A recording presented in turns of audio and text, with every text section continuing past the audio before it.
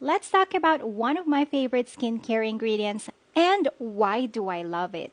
I believe in natural healing, and actually, our skin is capable of protecting and healing itself from damage and environmental stressors. And one of the ingredients that can boost your skin's immunity is probiotics.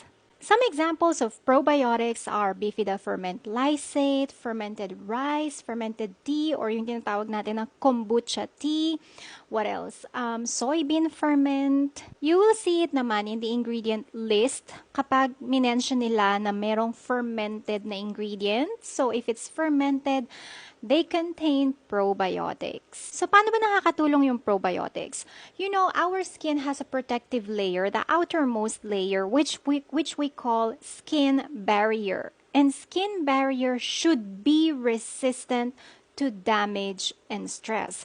However, sometimes kapag overexposed tayo sa pollution, sa sunlight, and if we use products that have or contain harsh chemicals, hindi maiwasan na nadadamage talaga yung skin barrier natin. So if we use products that contain ingredients na nag-nourish and nag-strengthen ng skin barrier natin, mas malakas yung resistant ng ating skin. So what's going to happen is, if before madaling ma-irritate yung skin natin, now it will be less irritated or hindi siya ganun kadaling ma-irritate. Hindi siya ganun kadaling ma-damage. Did you know that some people who have acne, like yung acne na hindi talaga magamot-gamot, incurable acne, nag-retinol na sila, gumamit na ng kung ano-ano, na exfoliants or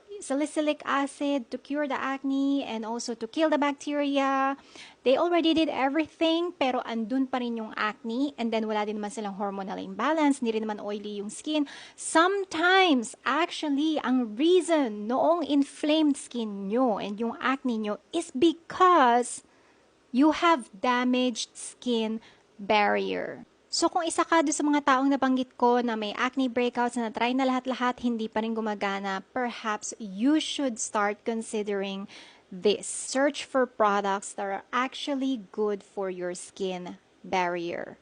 Opt for mild products. Choose products that are developed for sensitive skin. I'm Janet. I'm a registered nurse with CPD units in skincare.